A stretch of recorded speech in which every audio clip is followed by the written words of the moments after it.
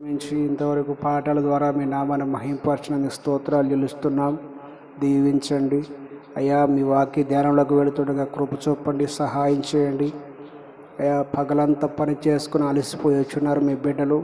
మీ మాటలు వినడానికి కూర్చున్నారు ప్రభా. వారిని ఆశీర్వదించి వారితో మాట్లాడండి.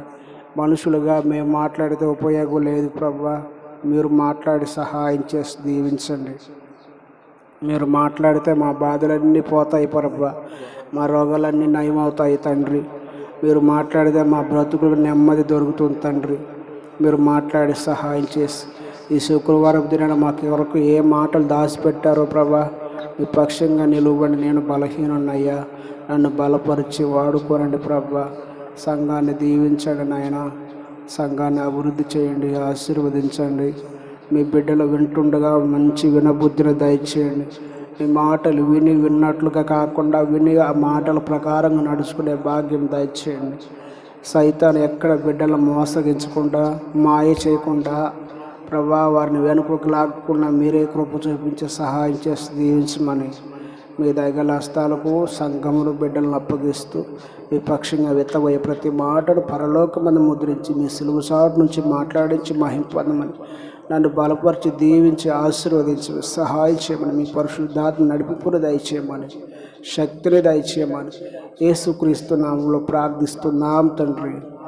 ఆమేన్.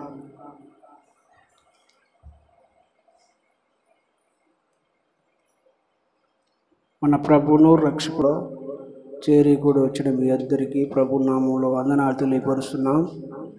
అందరికి వందనాలు. బాగున్నారా? చాలా వందనాలు. మరి దేవుని వాక్యాన్ని కొద్ది నిమిషాలు ధ్యానం చేసుకుందాం. అధ్యాయము దయచేసి తీర్చి చూడండి.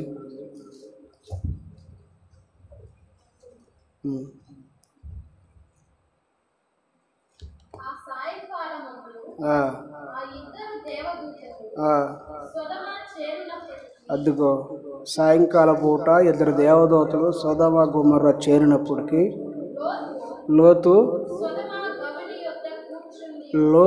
సొదొమ గౌరి యొద్ద కూర్చున్నాడు. వారిని చూచి వారిని ఎదుర్కోవడానికి లేచి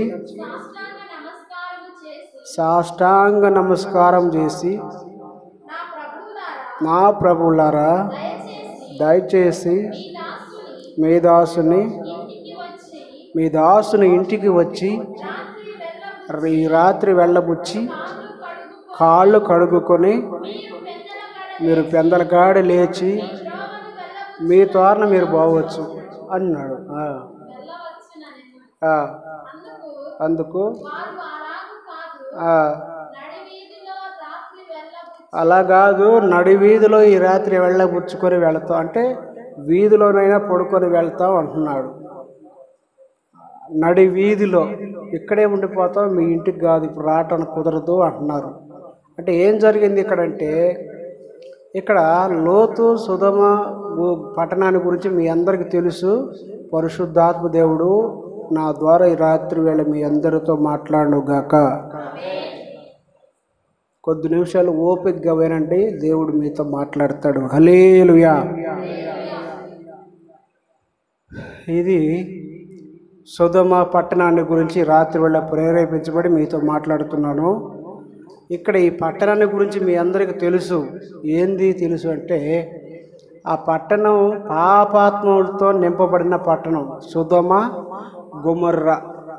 సొదొమ అనేది ఒక పట్టణం, గొమొర్రా అనేది ఒక పట్టణం. రెండు పట్టణాలు కలిసి ఉంటాయి, జంట నగరాలు అన్నట్లు. అలాగే హైదరాబాదు, సికింద్రాబాదు అట్లా కలిసి రెండు ఊర్లు కలిసి ఉన్న పట్టణాలు, జంట నగరాలు ఇవి. సొదొమ గొమొర్రా. సొదొమ వేరు, గొమొర్రా వేరు. కాకపోతే రెండు పక్క పక్కనే ఉంటాయి. అది రెండు జంట నగరాలు. ఈ రెండు జంట నగరాలు ఉన్న పట్టణంలో ఉన్న ప్రజలు ఎలాంటి వాళ్ళు అంటే పాపాత్మలు. ఎలాంటి పాపాత్మలు? ఘోరమైన పాప. పురుషులతో పురుషులు, స్త్రీలతో స్త్రీలు అవాంఛనీయమైన కార్యాలు చేస్తూ పాపాలలో మునిగి తేలుతున్నారు. వీళ్ళకి దైవ భయం లేదు, దేవుడు భయం లేదు. దేవుడంటే వారికి లెక్క లేదు, దేవుడంటే భయం లేదు. పాపాత్మలు, పురుషులతో పురుషులు లైంగిక సంబంధమైన పాపాలు చేస్తున్నారు. స్త్రీలతో స్త్రీలు లైంగిక సంబంధమైన కామాలతో నింపబడ్డారు. అలాంటి పరిస్థితుల్లో ఉన్న ప్రజలతో ఇప్పుడు చదువు. సాయంకాలం పూట ఏం చెబుతున్నాడు? ఫస్ట్కి పోవాలా. సాయంకాల సమయమును ఆ మాట పట్టుకొని ఆ నుంచి చదవాలి. ఏం చేస్తున్నాడు? అలాంటి ప్రజలతో ఆ సాయంకాలం పూట అలాంటి ప్రజలతో, అలాంటి పాపాత్ములతో సాయంకాలం పూట ఈ లోతు గారు గవిని దగ్గరికి వెళ్ళి కూర్చొని వారితో మాట్లాడుతున్నాడు. ఎవరితో? క్రైస్తవుడు ఎక్కడ కూర్చోవాలి? అసలు ఎక్కడ ఉండాలి? మరి లోతు గారు ఎక్కడ కూర్చున్నాడు? చూడు, అద్దుకో మాట పట్టుకోండి. ఆ సాయంకాలం మందు అక్కడ దేవదూతల గ్రామానికి వస్తున్న సమయంలో మీకు తెలుగులో చదివి వినిపిస్తున్నా. లోతు గవిని ఎదుట అంటే ముఖద్వారం. గవిని అంటే ముఖద్వారం. మీకు కొన్ని పదాలు అర్థం కాకపోతే అవి తెలుగులో చెబుతున్నాను, వినండి. గవిని అంటే ముఖద్వారం. ఆ ద్వారం గవిని యొద్ద కూర్చున్నాడు. గవిని యొద్ద కూర్చొని ఆడ కూర్చున్నాడు. ఆడ గవినికాడ అరుగుల మీద, రాజబండ్ల మీద, రచ్చబండ్ల మీద కూర్చున్నాడు. అసలు మనం ఎక్కడ కూర్చోవాలి? కీర్తన గ్రంథం 1వ అధ్యాయం 1వ వచనం చూడండి. ఏడ కూర్చోవాలి క్రైస్తవులు? మనం ఎక్కడ కూర్చోవాలో, ఎక్కడ నిలబడాలో, ఎక్కడ ఏం చేయకూడదో బైబిల్ చెబుతుంది. హల్లెలూయా. నేను ఒక మాట చెప్పాలంటే, మనిషి పుట్టిన కాడ నుంచి సరిపోయేదాకా ఎలా బ్రతకాలో ప్రతిదీ కూడా దేవుడు బైబిల్ ద్వారా మనకు తెలియపరిచి ఉంచాడు. ఇది తెలియదు. ఇది తెలియక నేను ఎక్కడ కూర్చుంటే ఎందుకు, నేనేం చేస్తే ఎందుకు, ఇవన్నీగా దేవుడు గద్దెంపులు కాదని మనం బతకగలవా? చదువు. అద్దుకు ఏం చేయకూడదు? దుష్టుల ఆలోచన చొప్పున నడవకూడదు. పాపుల మార్గమున నిలవకూడదు. అపహాసకులు కూర్చుండే చోట కూర్చుండకూడదు. ఏడ కూర్చోకూడదు? అపహాసకులు అపహాస్యం అంటే ఎగతాళి చేసుకుంటా ప్రతి వాడిని హాస్యం చేస్తారు, నవ్వులు పాలు చేస్తుంటారు, నవ్వులు పట్టెత్తుంటారు. అలాంటి వాళ్ళ దగ్గర మనం కూర్చోవద్దని బైబిల్ చెబుతుంది. ఒక వ్యక్తిని విలువను గౌరవించేవాడైతే అవమానపరచడు. ఒక వ్యక్తిని అవమానపరిచేవాడైతే వాళ్ళ దగ్గర మనం కూర్చోవద్దు అని బైబిల్ చెబుతుంది. అపహాసుకుల దగ్గర కూర్చుండొద్దు, దుష్టుల ఆలోచన చొప్పున నడవద్దు, పాపుల మార్గంలో మనము నిలవకూడదు, నడవకూడదు, కూర్చోకూడదు. 3 చోట్ల చెప్పాడు. కానీ ఈయన ఎక్కడ కూర్చున్నాడు? ఆ పాపులతో వాళ్ళతో కూర్చున్నాడు. గవిని దగ్గర వాళ్ళ కాడ కూర్చొని వ్యవహారం పెట్టాడు. అలాంటి వ్యవహారం పెట్టిన వాళ్ళకి కంటకి, ఆయన కంటికి 2 దేవదూతలు కనపడ్డారు. ఇప్పుడు 2 దేవదూతలు కనపడ్డారు. వాళ్ళు వస్తే కనబడితే ఈయన పరిగెత్తుకుంటా పోయి ఎదురుగా పోయి సాష్టాంగ నమస్కారము చేశాడు. ఇది ఎక్కడి నుంచి వచ్చింది? వాళ్ళందరూ అక్కడోళ్ళు కదా, వాళ్ళ పద్ధతులు అబ్బాలు కదా. మరి సాష్టాంగ నమస్కారం చేసే పద్ధతి ఏడ నుంచి వచ్చింది? వీళ్ళకి ఎదురుగా పోయి వందనాలు చెప్పే పద్ధతి ఏడ నుంచి వచ్చిందంటే, ఇంతకుముందు అబ్రహాము దగ్గర లోతు ఉన్నాడు. అబ్రహాము తమ్ముడైన ఈ లోతు అబ్రహాము దగ్గర ఉన్నప్పుడు నేర్చుకున్న భక్తి ఇతనికి ఉంది కనుక సాష్టాంగ నమస్కారం చేసి అంటాడు, అయ్యా చదువు.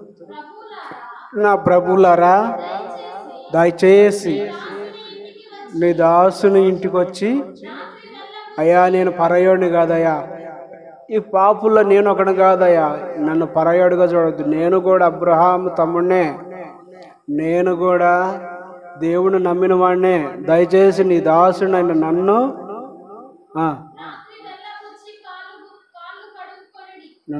అయ్యా నీ దాసుడైన నన్ను నా ఇంటికి వచ్చి, అయ్యా నీ దాసుడైన నా ఇంటికి వచ్చి, అయ్యా నీ దాసుడైన నా ఇంటికి రండి అని బతిలాడుకుంటున్నారు. ఎవరిని? దేవదూతలను బతిలాడుకుంటున్నారు. హల్లెలూయా.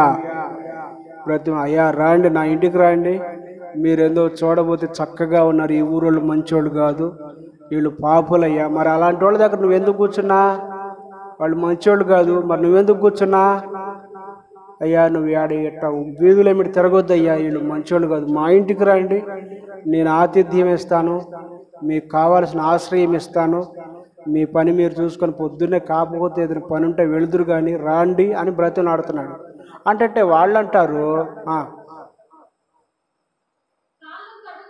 కాళ్ళు కడుక్కొని మీరు పెందల కాళ్ళు వేసి మీ దారిని పోయి రాండి అయ్యా, మా ఇంటికి రాండి అంటున్నాడు. అంటే వాళ్ళు అంటారు, చదువు అలాగూ కాదు, నడి వీధిలో మీ ఇంటికి రాములోతో మీ ఇంటికి రావడానికి రాదగ్గ వాతావరణం లేదు. ఎందుకు? నువ్వు నీ సహవాసం బాగలా, నువ్వు పట్టిన సహవాసం ఎలాంటిది, నువ్వు ఉన్న ప్రాంతం బాగలా, ఈ పాపుల మధ్యలో నువ్వు ఉన్నావు, ఈ పాపులతో నువ్వు సహవాసం చేస్తున్నావు. ఇలాంటి వాళ్ళతో ఉన్నప్పుడు నీ ఇంటికి మేము వస్తామా? మేము రాం, నడివీధిలోనైనా ఉంటాం కానీ నీ ఇంటికి రాం అని చెబుతున్నారు వాళ్ళు. అయినా సరే అయ్యా సరే ఉన్నాను కదా, వాళ్ళతో కలిసి ఉండకపోతే బాగోదని ఏదో కలిసి మాట్లాడుతున్నాడయ్యా, వాళ్ళ పాపంలో నేను పాలువాడిని కాదయ్యా అని బతిమలాడుకుంటున్నాడు. మీరన్నది నిజమేనయ్యా, మీరన్నది నిజమే, నేను నివసిస్తుంది పాపులతోనే కానీ పాపులలోనే కానీ వాళ్ళ పాపంతో నేను దూరంగానే ఉన్నానయ్యా, వాళ్ళ పాపంలో నేను పాలు పంపులు పొందలేదయ్యా అని బ్రతిమలాడుకుంటే నిజమే. చదువు. అయినను బ్రతిమలాడుకుంటున్నాడు, అయ్యా రాండి అయ్యా, మా ఇంటికి రాండి అయ్యా. దేవుని పేరిట ఇవాళ ఎవరైనా మనకు ఎదురు పడితే మనం బ్రతిమలాడుకుంటున్నామా?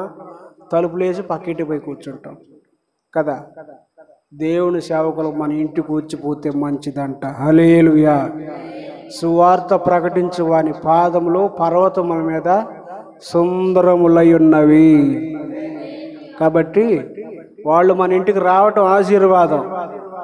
ఒకసారి మీరు గమనిస్తే బైబిల్ గ్రంథంలో దైవజనులు ఇంటికి పోయినప్పుడు సువార్త వినకుండా నిరాకరిస్తే ప్రభు ఒక మాట చెప్పాడు, మరి వాళ్ళని ఏం చేయొద్దు, వాళ్ళని ఏమనొద్దు, మీ ఇంటికి చేర్చుకోలేదనుకో, చేర్చుకొని గిన్నెడు చన్నీళ్ళు ఇస్తే తీసుకోండి, వాళ్ళని ఆశీర్వదించి వాళ్ళకి చెప్పాల్సిన మాటలు చెప్పేసి రండి.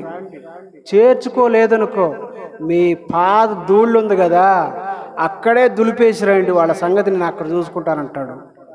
పాదధూళి కూడా సాక్ష్యం చెప్పిద్ది. అయ్యో అమ్మా, పాదధూళి కూడా సాక్ష్యం చెప్పేది అక్కడ. ఏది? దైవజనుడు మన ఇంటికి వచ్చినప్పుడు తృణీకరిస్తే,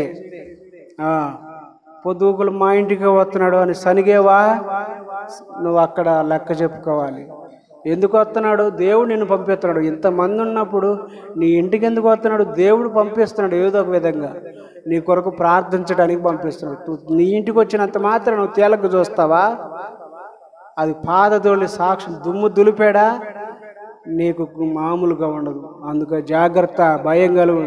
మనోళ్ళు శుక్రవారం పాటు ప్రార్థన చేస్తారు, అయ్యా నీ దాసులు మా ఇంటికి వస్తే నేను ముఖం తప్పించానేమో, లాస్ట్లో చేయాలి కదా ఇవన్నీ, నేను ముఖం తప్పించానేమో, నీ పరిచయం చేయమని చెబితే చెయ్యకుండా తప్పించుకున్నానేమో, ఎలా ఉన్నాను, మరి ఇవన్నీ ఒప్పుకోవాలి కదా.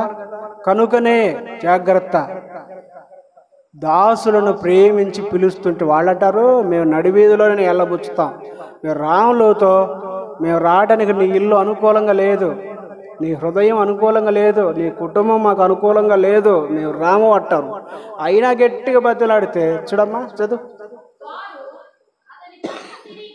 బలవంతం చేస్తే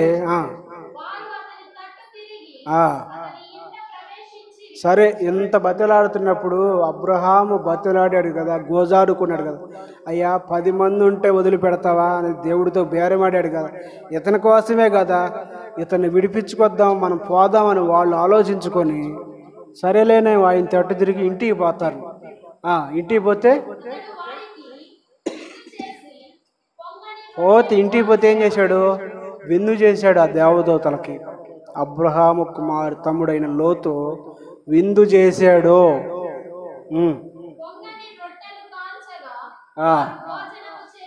రొట్టెలు అంటే ఆ రోజుల్లో రొట్టెలు కాల్చి వారికి భోజనం చేశాడు. వారు భోజనం చేసుకుని పండుకోబోతున్న సమయంలో పండుకోబోతూ ఉండగానే అదిగో పాపాత్ముల కళ్ళలో పడ్డారుగా వీళ్ళు, చూశారుగా కామాంధులు.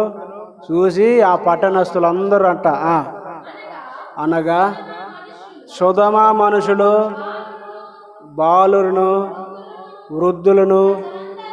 ఏంటండి ఈ చిత్రం చూడండి, బాలురు అంటే పిల్లలు మొదలుకొని ముసలోళ్ళ దాకంట, వృద్ధులు అంటే ముసలోళ్ళు ముసలివారు, బాలురు అంటే పిల్లలు పసిపిల్లలు, బాలురు పిల్లలు మొదలుకొని ముసలోళ్ళ వరకు అందరూ ప్రజలందరూ నాలుగు దిక్కులు అప్పటికప్పుడే సమాచారం అందింది. చూసారా, వాళ్ళు వచ్చిన సంగతి అందరికీ తెలిసింది.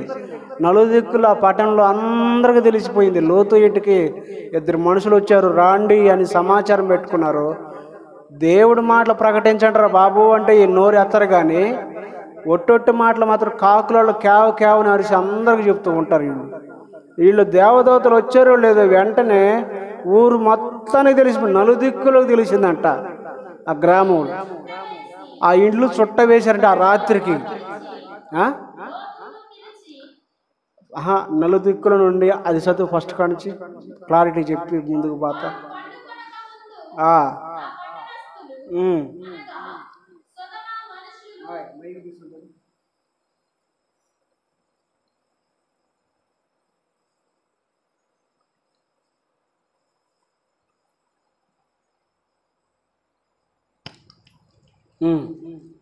వారు పండుకొనక ముందు ఆ పట్టణస్థులు అనగా సొదొమ మనుషులు బాలురును వృద్ధులను ప్రజలందరూ నలుదిక్కుల నుండి కూడి వచ్చి ఆ ఇల్లు చుట్టవేసి లోతును పిలిచి, ప్రజలందరూ అన్నాడు చూడు అక్కడ, ప్రజలందరూ నలుదిక్కుల నుండి కూడి వచ్చి ఆ ఇల్లు చుట్టవేసి లోతును పిలిచి,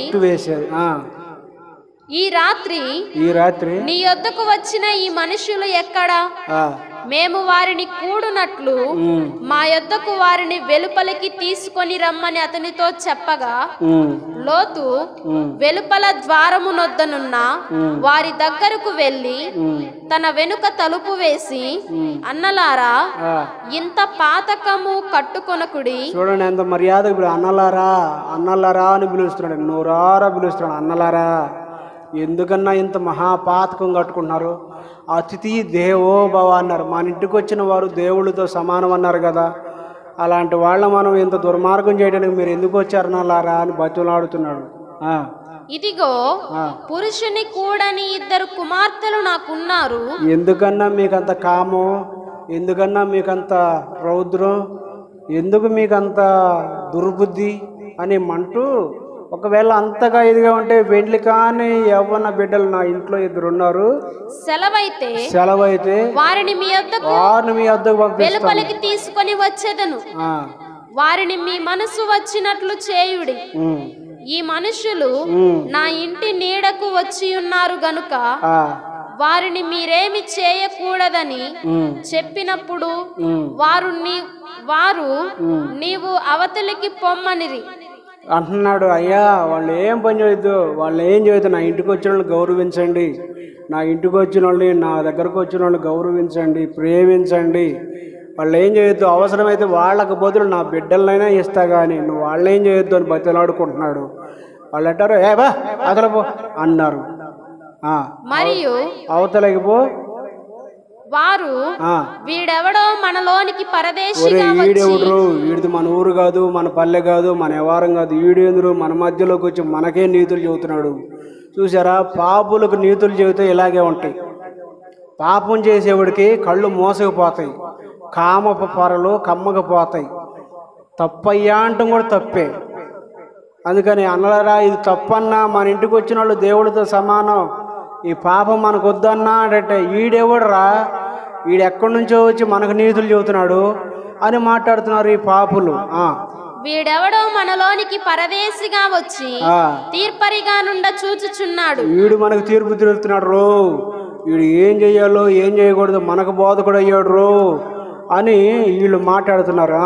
కాగా వారికంటే నీకు ఎక్కువ కీడు చేసేదమని అసలు వాళ్ళని కాదురా నీ సంగతి ఏదో చూడాలంటున్నారంట. ఎవరికి? ఆ అతిథులకు కాదురా, నీకే నీ సంగతి ఏదో చూడు. నువ్వేందో మాకు నీతులు బోధిస్తున్నావు. మేము పాపం చేసేవాళ్ళు మమ్మల్ని ప్రోత్సహించాలా, మా పాపాన్ని ఖండించడమే కాదు మాకు తప్పు అని చెబుతావా అని అంటున్నారు. ఎంత దుర్మార్గంలో ఉన్నారు చూడు వీళ్ళు.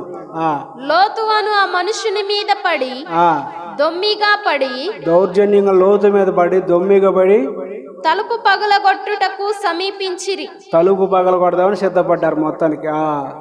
అయితే ఆ మనుషులు తమ చేతులు చాపి, వాళ్ళ చేతులు చాచి లోతును ఇంటి లోపలికి తమ యొద్దకు లోపలికి లోతు తలుపు మా గురించి ఆ దుర్మార్గులతో నువ్వెందుకులే మాట్లాడేది రాని లోపలికి పీక్కున్నారు.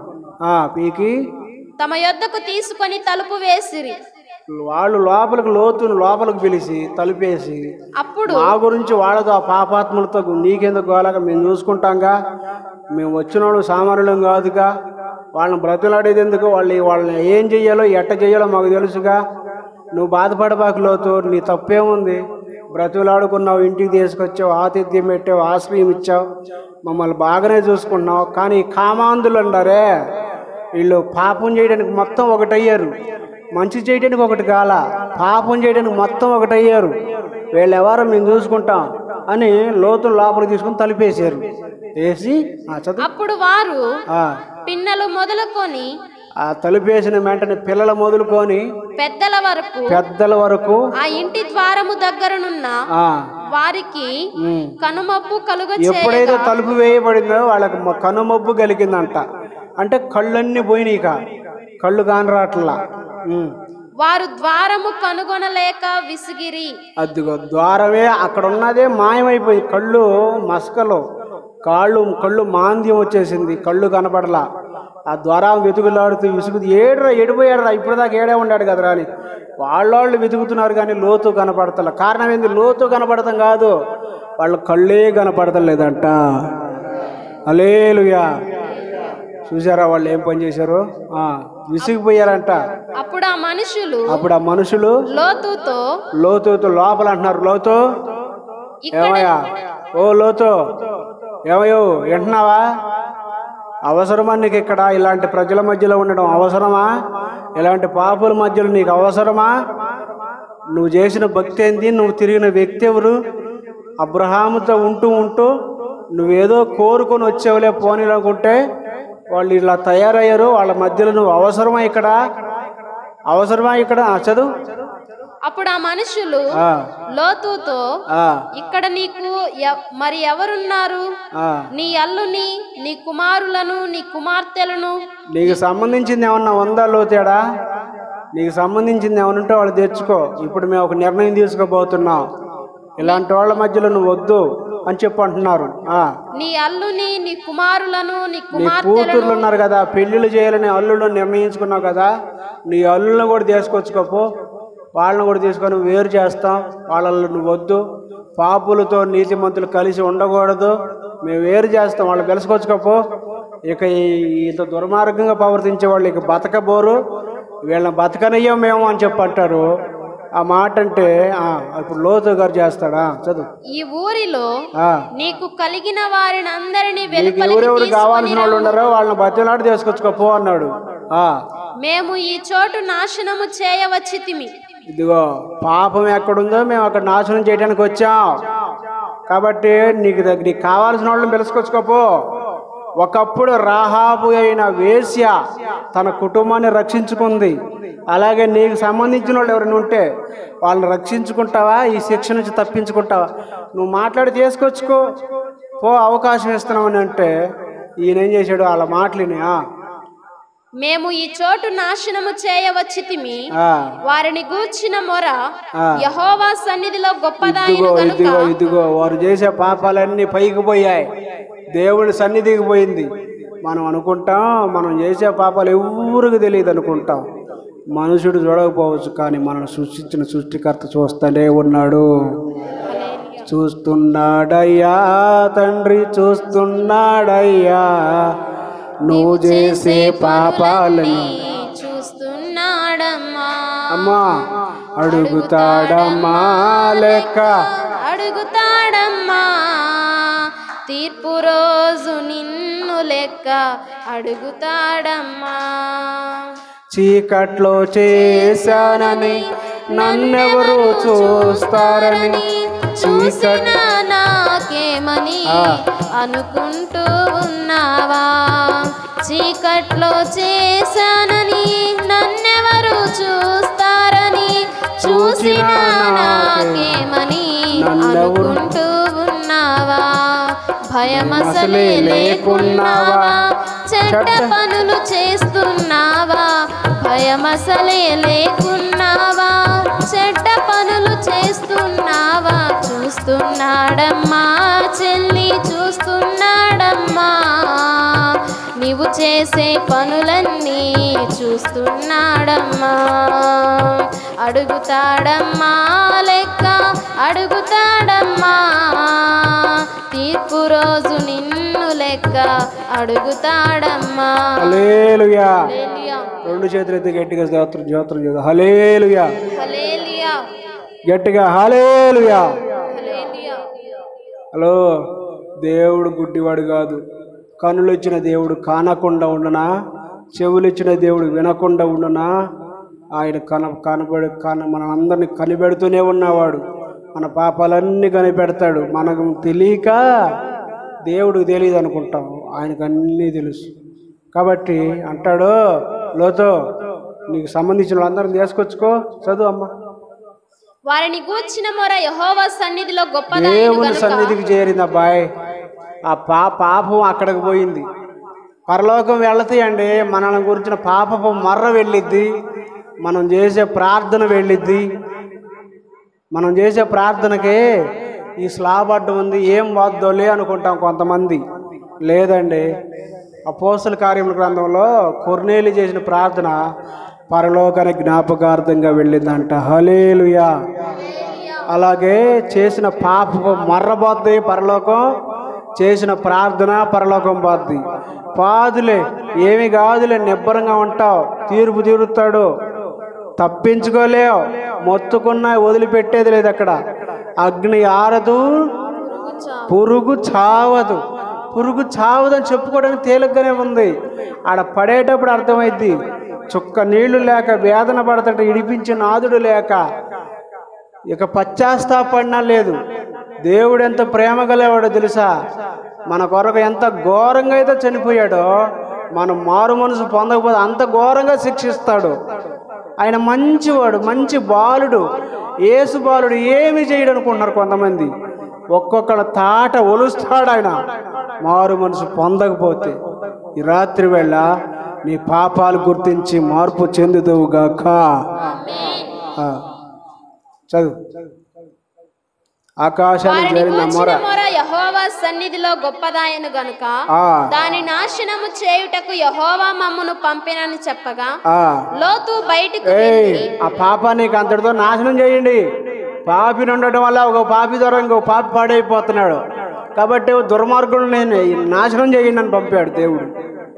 అంతే, చెడుతనాన్ని తొలగించడానికి, పాపాన్ని అడ్డుకోవడానికి, పాపాన్ని ప్రక్షాళన చేయడానికి దేవుడు దేవదూతను పంపించాడు. ఆ సాక్ష్యాలు ఇప్పుడు కూడా అలాగే ఉన్నాయి. ఇప్పుడు కూడా మట్టి దిబ్బల, బూడిద దిబ్బల, లోతు నివసించిన ప్రాంతమంతా బూడిద దిబ్బలు ఇప్పుడు కూడా ఉన్నాయి. సాక్ష్యమే అది. చదువు. లోతు బయటికి వెళ్ళి అయ్యా అంత గౌరవం నేను పిలుస్తాను, అంత శిక్షను ఎంత ఏడబారా ఇస్తారు, నేను పోయి పిలుచుకొచ్చుకుంటా, ఎవరన్నా వింటారేమో, ఇంత జరిగినాక ఎవరన్నా మారుతారేమో, నేను పిలుచుకొచ్చుకుంటాను అయ్యానా. వెళ్ళాడు. వెళ్ళి తన కుమార్తెలను పెండ్లాడనై ఉన్న తన అల్లులతో మాట్లాడు. అయ్యా ఇంతకాలం కన్ను మీను కానకుండా పాపం చేశావు, ఇదిగో నేను కూడా మనిషిని చూస్తా, ఏం చేయలేకపోయా, కానీ ఇప్పుడు దేవదూతలే వచ్చారు, ఇదిగో నాశనం చేయబోతున్నారట ఈ పట్టణాన్ని. మీ తప్పు మీరు తెలుసుకోండి, రాండి, మీరు బతకండి, వచ్చి బతకండి అయ్యా, రాండి అయ్యా అని బతిలాడుతుంటే, లేండి ఈ చోటు విడిచిపెట్టి వెళ్ళిపోదామంటే యెహోవా ఈ పట్టణమును నాశనము చేయబోచున్నాడని చెప్పెను. అయితే అతడు తన అల్లుళ్ళ దృష్టికి ఎగతాళి చేయువాని వాళ్ళు ఏమంటే పాము పుట్టిన పిల్లలు, పాము విష పిల్లలు అవుతాయి, మంచి పిల్లలు అవుతాయి. పాములకు ఏ పిల్లలు పుడతాయి? పాములకు పాములే పిల్లలు పుడతాయి. కనుక పాపాత్ములకు పాపాత్ములే పుడతారన్నట్టు వాళ్ళు పెద్ద పాపులు. వాళ్ళకు పుట్టిన పిల్లలు ఎలాంటి పిల్లలు పుడతారు? వాళ్ళు ఇంకా ఘోరమైన పాపులు. ఇంత నీతి మాటలు చెబుతుంటే వాళ్ళు అంటారు, ఏ నువ్వేంద్ర మాకు చెప్పేదని అంటాడు. వీళ్ళు అంటారు, ఎగతాళి చేయబాక మామా, ఏంది ఎగతాళి చేస్తున్నావు? దేవుడు రావటం ఏంది, మనల్ని చేయటం ఏంది? అరబాక పిచ్చి మాటలు చెబుతున్నావు. పాపులకు ఇప్పుడు నీతి మంత్రులకు రోజులు ఎక్కడివి? పాపులదే కదా రాజ్యం అంతా ఇప్పుడు అని ఎగతాళి చేశారంట. ఎవరిని? లోతు గారిని. అయినా సరే వాళ్ళని విడిపించాలని బతులాడుతున్నాడు. అయ్యా రాండి అయ్యా, వద్దయ్యా, ఈ పాప పట్టణాల్లో ఉండకూడదయ్యా, రాండి అయ్యా అని బతులాడుతుంటే ఆ అల్లుళ్ళు ఎగతాళి చేసి పంపించారు మామను. చదువు. తెల్లవారినప్పుడు ఆ దూతలు లోతును త్వరపెట్టి ఇక బతిలాడితే రాకపోతే, అబ్బాయి లోతు అవకాశం చాలా టైం ఇచ్చాం, మారుతారు వాళ్ళేమో నిన్ను ఎగతాళి చేస్తున్నారు, వీళ్ళేమో నిన్ను ఎదురాడుతున్నారు, ఇక లాభంలో తెల్లారిపాటికి ఏ ఉండకూడదు ఇక్కడ, లేచి రా అని చేతులు పట్టుకొని లెమ్ము, ఈ ఊరి దోష శిక్షలో నశించిపోకుండా నీ భార్యను ఇక్కడనున్న నీ ఇద్దరు కుమార్తెలను తీసుకొని రమ్మని చెప్పిరి. నీ భార్యను ఇక్కడున్న నీ ఇద్దరు కుమార్తెలు వాళ్ళని తీసుకొని రా, ఇక రాకపోయారు, నీ భార్య పిల్లలన్నా కాపాడుకో అన్నాడు.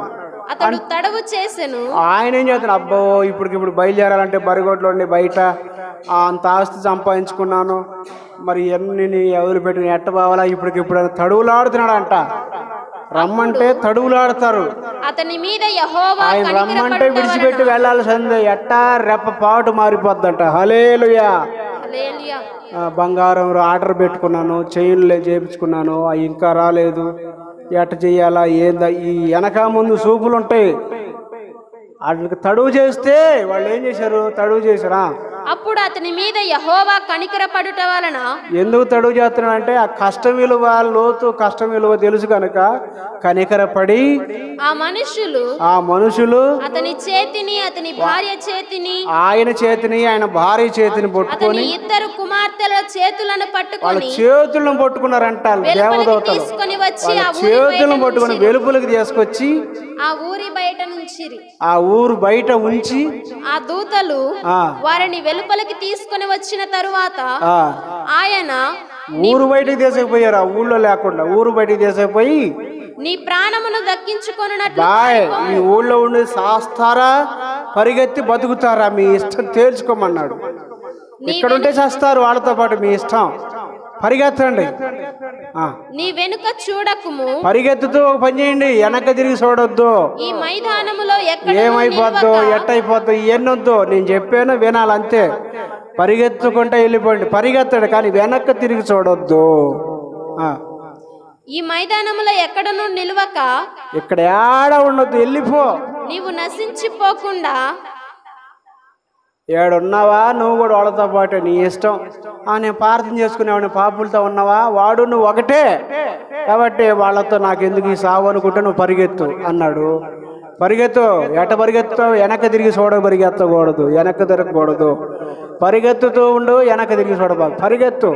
ఈ మైదానంలో ఎక్కడ ఆగొద్దు, వెళ్ళిపో అన్నాడు. నీవు నశించిపోకుండా పర్వతమునకు పారిపోమ్మని చెప్పగా లోతు, ప్రభువా అలాగు కాదు అయ్యా, ఇది చూస్తే నేను పెద్దోడినయ్యా, వయసు అయిపోయినా, అంత దూరం పరిగెత్తలేనయ్యా, నాకు తగ్గట్టుగానే పరిగెత్తుతానయ్యా అని బతిలాడుకుంటే, ఇదిగో నీ కటాక్షము నీ దాసుని మీద వచ్చినది, నా ప్రాణము రక్షించాలని ముందు అసలు అనుకున్నారు కదా. కొంచెం మీరు చెప్పిన కాడికి పరిగెత్తలేకపోయినా నాకు తగ్గట్టుగా నేను పరిగెత్తుతానయ్యా అన్నాడు. నా ప్రాణమును రక్షించుట వలన నీవు నా ఎడల కనుపరిచిన నీ కృపను ఘనపరచితివి. నేను ఆ పర్వతమునకు తప్పించుకొని పోలేను, ఈ కీడు నాకు సంభవించి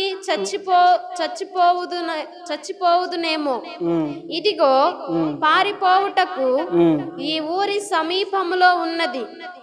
అంటే పారిపోవడం అంత దూరం బాలేనయ్యా, నువ్వు చెప్పినంత దూరం బాలేను, కొద్ది దూరమే పోతా. ఇవాళ క్రైస్తవులు ఇంతే అంటున్నారు, అయ్యా నువ్వు చెప్పినంతగా మారాలంటే నేను మారలేను, ఏదో నాకు తెలిసిన వరకు కొద్దిగా మారతా. ఏది? కొద్దిగా అబద్ధాలు, కొద్దిగా దొంగతనాలు, కొద్దిగా వ్యభిచారము, కొద్దిగా మాయ మాటలు. ఏది? పూర్తిగా మారాలంటే మారను, పైన మారుతా. ఏదో బట్టలు మార్చుకొని బయటకు కనపడమంటే కనపడతా, లోపల మారాలంటే నా వల్ల కాదు. లోతు అంటాడు, నువ్వు చెప్పిన కాడికి నువ్వు బాలేను, నువ్వు చెప్పింది నేను చేయలేను, సగం భక్తి అయితే చేస్తా, నువ్వు చెప్పిన భక్తి అంతా చేయాలంటే నా వల్ల అయ్యేది కాదని దేవుడికి సలహాలు ఇస్తున్నారు వీళ్ళు. ఇవాళ క్రైస్తవులు ఇట్లా తయారయ్యారు. మరి నువ్వు ఎలా ఉన్నావు? చదువు.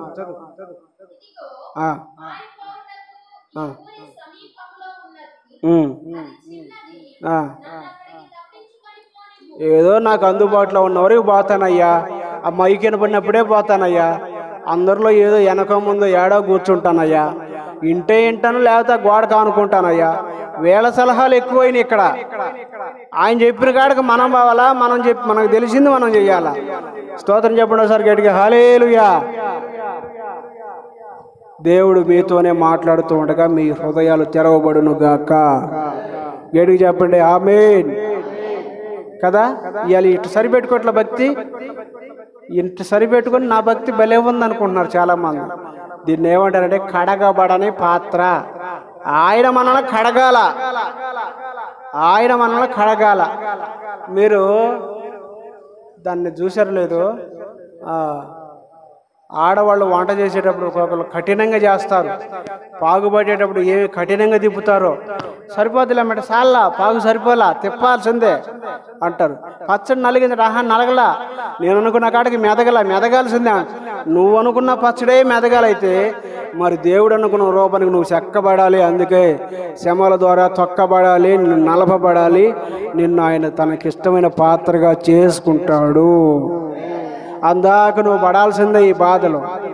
ఆయన చేతిలో నువ్వు ఉన్నప్పుడు ఆయనకి ఇష్టమైన పాత్రగా నువ్వు మారాల్సిందే. నువ్వు ఎన్ని మొత్తుకున్నా నిన్ను ఆ రూపంలోకి చెప్పుకోవాల్సిందే ఆయన. చెప్పు గట్టిగా. కాబట్టి లోతు సలహాలు అయాందూరం పోలేని చెబుతున్నాడు.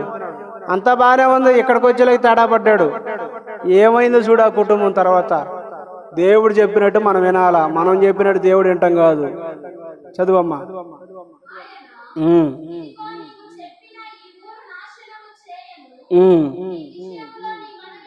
సరే సరే, నువ్వు ఎంత అనుకున్నావు, నువ్వు మనుషుడివి, నువ్వు నేను చెప్పింది నువ్వు బరిగెత్తలేవు, అర్థమైపోయింది, నువ్వు బలహీనుడివే. కాసేపు కూర్చొని 4 మాటలు వినలేవు, 4 పాటలు పాడలేవు, ప్రార్థన చేయలేవు, మోకరించలేవు. నీ సంగతి నాకు తెలుసు. ఎక్కువసేపు కూర్చుంటే కాళ్ళు నొప్పులు అంటావు, నిలబడితే పడతావు. ఏంది? నీ బలహీనత నాకు తెలుసు. నువ్వు 4 మాటలకు ఎక్కువ, 2 మాటలకు తక్కువ. నీ ఓపిక లేదన్న సంగతి నాకు తెలుసు, అర్థం చేసుకున్నాలే పో అంటాడా. చదువు.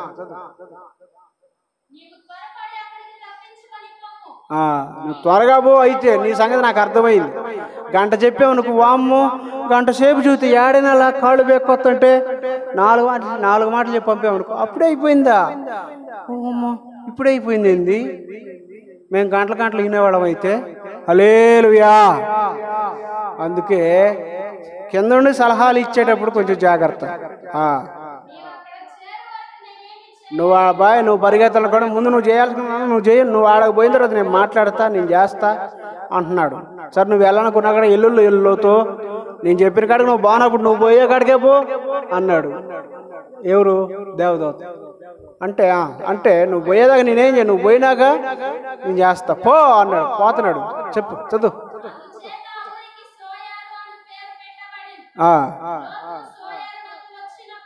ఇదంతా వివరించడానికి టైం లేదు కనుక త్వరగా చెప్పుకుంటా పోతున్నా. బయట వినే బిడ్డలు కూడా అర్థం చేసుకుందరుగాక. ఆమేన్. చదువు.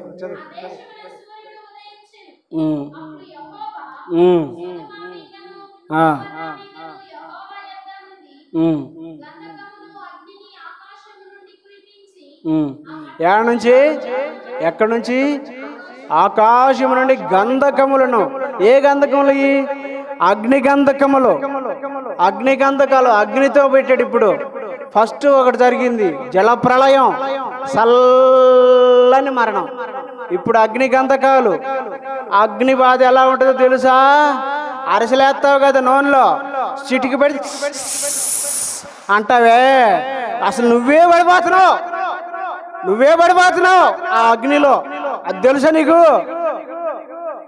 చిన్న సొక్కు పడితే కాలింది. నువ్వు చేసే భక్తిని బట్టి నువ్వే కాలిపోతున్నావు. ఆ సంగతి నీకు తెలుసా? అగ్ని గంధకాలతో సొదొమ గొమొర్ర పట్టణాన్ని కాల్చిపోయిపోతున్నాడు దేవుడు. భయం ఉందా? ఏంది భక్తి ఈ రోజుల్లో ఈ చేసే భక్తి? దైవజనులు మొత్తుకుంటే ఒక్కడికి లెక్కలేదు. చెప్పుకుంటారు వాళ్ళకి జరగటల్లా బూకలాగా చెప్పుకుంటున్నారు. నీ సంపాదించుకోవడం చేత కాదు, పని చేసుకోవడం చేత కాదు, పనిలాగా చెబుతున్నారు. సేవకులు పేర్లు పెట్టారు. మా పాస్టర్ కాదు, మీ పాస్టర్ అయింది, మా పాస్టర్ అయింది. నీ చేతిలో ఉన్నది అదే బైబిల్. నిన్ను పిలిచింది అదే దేవుడు, నన్ను పిలిచింది అదే దేవుడు. అందరు దేవుడు ఒక్కడే, అందరూ పోయేది పరలోకమే. ఎవరిని వదిలిపెట్టడం. చెప్పు గట్టిగా హల్లెలూయా. రెండు చేతులు ఎత్తి హల్లెలూయా. డినామినేషన్లు పెట్టారు, గోడలు పెట్టారు, అడ్డుగోడలు పెట్టారు. కలయిక లేక, ఐక్యత లేక ఇష్టానుసారుడు పాడుపడుతున్నారు. ఏం కావాలి నరకానికి పోతే? ఎవడాలకి ఇస్తాడు అక్కడ? రెండు మాటలు చదువు. పని చేయరంటేనేమో ప్రేమ వస్తుంది, పాపం చేయొద్దంటే కోపం వస్తుంది కదా. ఆదివారం పనికి పోతారా అమ్మ? నా బంగారు తెల్లే, ఎంత మంచి మాట చెప్పేవే. వస్తాపా. ఆదివారం ఎక్కడికి పోవాలి క్రైస్తవుడు? ఎక్కడికి పోవాలి ఆదివారం పూట? ఎన్ని గంటలకు భారతం పోతున్నావు? ఒకప్పుడు మన జాతి, మన కులం కనీసం తినటానికి లేక గోసలు పెట్టుకొని తిరిగిన వాళ్ళం మనం. అలాంటిది ఈరోజు దేవుడు మనల్ని ఎంత ఆశీర్వదిస్తే భయం లేదు. వడ్డీలకి ఇచ్చేంతగా దేవుడు మనల్ని ఆశీర్వదిస్తే భక్తి లేదు. ఆదివారాలు ఆటోలు పెట్టుకునే వెళ్తావా? దైవ సన్నిధిలో నువ్వు ఉండి దేవుడిని ఆత్మతో ఆరాధించాల్సింది. నీవు నీ ఇష్టానుసరమైన భక్తి చేస్తున్న దేవుడు చూస్తుండాలా. సొదొమ గొమొర్రా ప్రజలు లోతు నీతి మాటలు చెబుతుంటే మా ఊరు కాదు, నువ్వు మాకు చెప్పవద్దు అంటారు. ఇప్పుడేమైంది? అగ్ని గంధకాల్లో కాలిపోతున్నారు. ఎవడాలకెత్తాడు వాళ్ళ బాధ? రేపు ఏదైనా జరిగిద్ది. ఏం జరిగిద్ది చెప్పండి? ఏ ఊరాలకెత్తారు మన బాధ? కొంచెం ఆలోచించాలిగా. మనం ప్రార్థనకి వెళ్ళేవాళ్ళవేగా, ప్రభువుని నమ్ముకున్న వాళ్ళవే కదా, ఆయన రక్తంలో కడగబడిన వాళ్ళమే కదా. కొంచెం ఆలోచించాలి కదా మనం. అమ్మో, ప్రార్థన మొదలుపెట్టి ఏంది ఇయర్ దాకా ఇంకా కూర్చుని నడి మంచం మీద కాళ్ళు కూడా కూర్చున్నాయింది. మా పాస్టర్ గారే మాకు చెప్పట్లేదు, నువ్వేంది మాకు? ఎవడైతే నువ్వు చేసిన తప్పును ఖండించినప్పుడు నువ్వు లేచి పోవాలా, అవునా కాదా? మా పాస్టర్ గారే చెప్పలే, మేము కాళ్ళు ఒప్పుకుంటే ఎదురు మాట్లాడుకుంటే ఎంతకాలం కూర్చుంటా? ఏమైంది? సస్తే ఏమైంది? ఆడకు పోయి దేవుడికి ఏం చెబుతావు? భయం లేకుండా, భక్తి లేకుండా భక్తి చేసి ఏం చేస్తావు? ఆడకపోతే నీ పరిస్థితి నీకు అర్థమవుతుందా? ఎండాకాలం కాళ్ళకు చెప్పులు లేకపోతే కాసేపు తట్టుకోలేవే ఆ బాధ. చిన్న ముళ్ళు కాళ్ళలో గుచ్చుకుంటే తట్టుకోలేవే, చిన్న మాట అంటే తట్టుకోలేవే. నిలువెల్ల నిన్ను అగ్నిలో కాల్చబోతుంటే అగ్ని ఆరదు, పురుగు చావదు, అగ్ని ఆరదు. ఈ సంగీత పలుకులు పలుకుతావా? అదే చిన్న బాధ. యోనా గారు చెప్పాడు, ఇక 40 దినాలకు చస్తారు, ఇక మారుతారా అట్నే ఉంటారా మీ ఇష్టం తేల్చుకున్నాను ఒకే మాట చెప్పిపోయాడు. ఆ మాట గౌరవించి గోనె పట్ట కట్టుకొని వాళ్ళ తగ్గించుకొని పెద్దలు మొదలుకొని చిన్న దాకా అందరూ ఉపవాసుడు ప్రార్థన చేస్తే దేవుడు వాళ్ళని ప్రేమించి కనికరించి క్షమించి చేయుదునన్న కీడు చేయకుండా మానుకున్నాడంట. హల్లెలూయా చెప్పండి, హల్లెలూయా. ఓసారి అందరూ 2 చేతులు చెప్పండి, హల్లెలూయా. చప్పట్లు కొడుతూ చెప్పండి. దేవుడు మీతో మాట్లాడేప్పుడు ఎందుకు సంతోషం? నాలో దుర్మార్గత తొలుగుతున్నప్పుడు నాకు సంతోషంగా ఉండాలా. హల్లెలూయా. అగ్ని గంధకపుల వాన కురిసింది అక్కడ, అగ్ని గంధకపుల వాన కురిసింది. ఆ చదువు.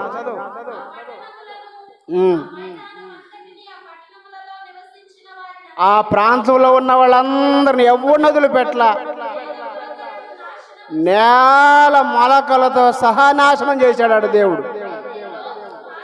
అయితే లోతు భార్య అదుగో ఇంత చూసి కూడా, ఇంత చేసి కూడా ఈ అమ్మ ఏం చేసిందో చూడు. అయితే లోతు భార్య ముందేం చెప్పాడు? వెనక్కి తిరిగి చూడొద్దు అన్నాడు. చెప్పిన మాట వినాలా వద్దా? చదువు. వెనక నుండి చూసి ఉప్పు స్తంభం. అయితే లోతు భార్య అతని వెనుక నుండి తిరిగి చూచి ఉప్పు స్తంభమాయెను. తెల్లవారినప్పుడు చూసారా, అసలు ఎవరిని రక్షించాలనుకొని వచ్చాడో వాళ్ళు దారిలో సగం పోయారు.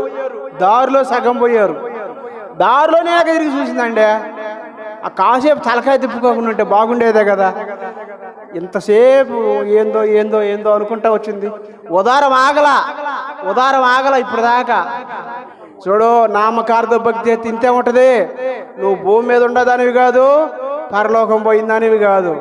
నామకార్థ భక్తి చేస్తే అటు బావు ఇటు బావు. నీవు లోతు భార్యను జ్ఞాపకం చేసుకోవాలి ఈ అంత్య దినాల్లో. తెల్లవారినప్పుడు అబ్రహాము లేచి తాను యెహోవా సన్నిధిని నిలిచిన చోటికి ప్రార్థన చేసిన గురించి చదువుతున్నాడు. అబ్రహాము లేచి తాను యెహోవా సన్నిధిని నిలిచిన చోటికి వచ్చి సొదొమ గొమొర్రాలను తట్టును ఆ మైదానపు ప్రదేశము యావత్తును చూడగా అదిగో ఆ ప్రదేశపు పొగ ఆవము పొగవలే లేచుచుండెను. దోమలు కాల్చి పడేసాడు దేవుడు. పొగ మైదానం అంతా గమ్ముకొని. ఎంత ఘోరమైన శిక్ష చూడండి. అమ్మా, ఇవాళ చెప్తున్న మాటలు వినకపోతే రేపు అదే శిక్ష. అయ్యో, నా సేవకుల మాట ఎందుకు వినలేదని ఏడ్చే రోజు వస్తుంది. సామెతల గ్రంథంలో ఉంటుంది ఈ మాట. నా బోధకుల మాట నేను ఎందుకు దోచేశానా? నా బోధకుల మాట వింటే నేను బాగుపడేదన్నే కదా అని బాధపడే రోజు వస్తుంది. అక్కడ బాధపడుతుంది ఒక ఆయన, తండ్రి అయిన అబ్రహామా, మోసేను పంపించు, మోసే సేవకులు పంపించు అని. వాళ్ళ మాటలింటే రక్షణ పొందేవాళ్ళు. నేను వినలేకనే ఇక్కడికి వచ్చానా ఈయన ఏడుస్తున్నాడు. నీకు ఆ కర్మ తప్పాలంటే ఇప్పుడే మారు మనసు పొందుదువు గాక, ఇప్పుడే నీ పాపాలు ఒప్పుకుందువు గాక, ఇప్పుడే నీ శిక్ష తప్పించుకుందువు గాక, ఇప్పుడే నువ్వు ప్రభువును క్షమించబడుదువు గాక. ఆ ఘోరమైన శిక్ష తప్పించుకోవాలని నీకోసం యేసయ్య మానవ రూపిగా, మానవ ఆకారంగా ఈ లోకానికి వచ్చేం చేశాడు తెలుసా? నీ కొరకు సిలువ వేయబడ్డాడు, సిలువలో మరణించాడు. అది సామాన్యమైన మరణం కాదు, అది చూడడానికి ఘోరమైన మరణం. తలకు ముళ్ళ కిరీటం. అంత బాధపడుతూ కూడా నీకోసం భరించాడు. ఎందుకు? నిన్ను రక్షించుకోవడానికి, నిన్ను కాపాడుకోవడానికి, ఆ నరకం నుంచి నిన్ను తప్పించుకోవడానికి. అంత శిక్ష పడితే ఒక్క మాట, నీ పాపాలు ఒప్పుకోవడానికి ఈ రాత్రి వేళ బద్ధకం. ఒక్క మాట, అయ్యా ఘోరమైన పాపినయ్యా, నా పాపాలు క్షమించాయి, నా అతిక్రమాలు ఒప్పుకుంటున్నానయ్యా, నా పాపాలను ఒప్పుకుంటున్నానయ్యా. ఒప్పుకొని క్షమించడానికి ఏమైంది? ఒప్పుకోమంటే మన కుక్క బూడిదలో బూడుకొని ఉంటుంది.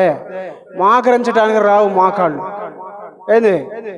మాకరించి చేతులు జోడించి, అయ్యా పాపినయ్యా, నా కోసం ఎంతగా నలిగిపోయావయ్యా, నా కోసం ఎంత చిత్రవద అయిపోయావయ్యా, నా కోసం ఎంత సమాధి చేయబడ్డావు కదయ్యా, నా కోసం ప్రాణం పెట్టావు కదయ్యా, నా కోసం కనీసం 1 లీటర్ రక్తం ఇచ్చేవాళ్ళు లేరు కదయ్యా, నన్ను కన్న తండ్రి కూడా నా కోసం 1 రక్తం లీటర్ ఇవ్వా అంటే నీకిస్తే నేను బతకొద్దు అంటాడు కదయ్యా.